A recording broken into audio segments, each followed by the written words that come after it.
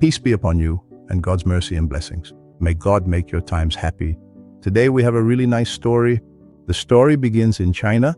There was a man who had 3 sons and owned a factory that made wooden combs. This man grew old, and it became necessary for one of his 3 sons to take over the factory. But he didn't know which of his 3 sons would be the right manager.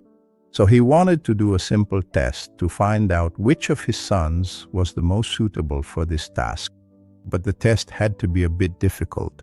So he gathered his 3 sons together and told them solemnly, "I want each of you to go out into the world.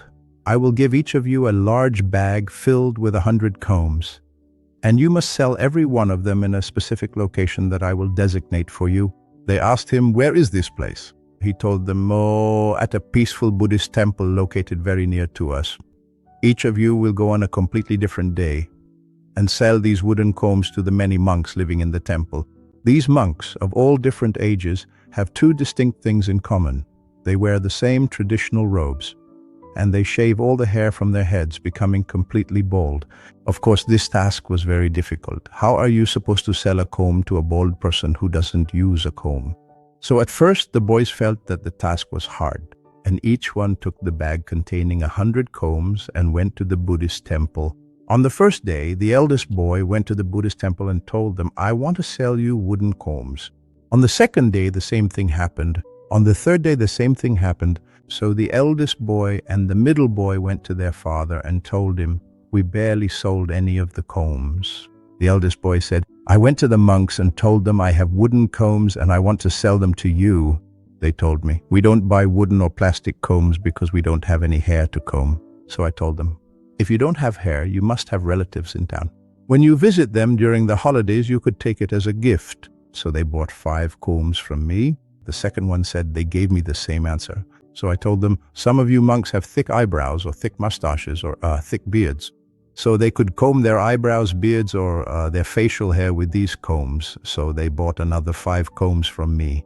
As for the little boy, he came to his father and said, "I sold the 100 combs and I need another 1,000 combs because the monks are asking for them." He asked him, "How? What exactly did you do?" He said to him, "I observed the monks and found that they are poor people and get a lot of tourists. And from the start, I expected that no one would buy a single comb from me since they are bald and don't use combs. So I tried to come up with something that would make them buy these combs as something that could provide them with income, money, happiness, or anything at all. So I went to a print shop and had Buddha's commandments printed on these wooden combs.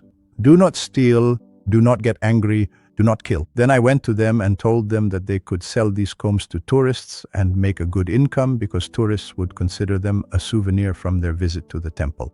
And you will be selling them as souvenir items."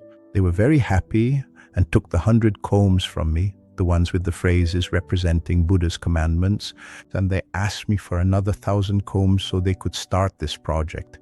In this case, the father realized that the youngest son was actually the best at marketing and the best at managing the factory, because he was able to understand the meaning of the test.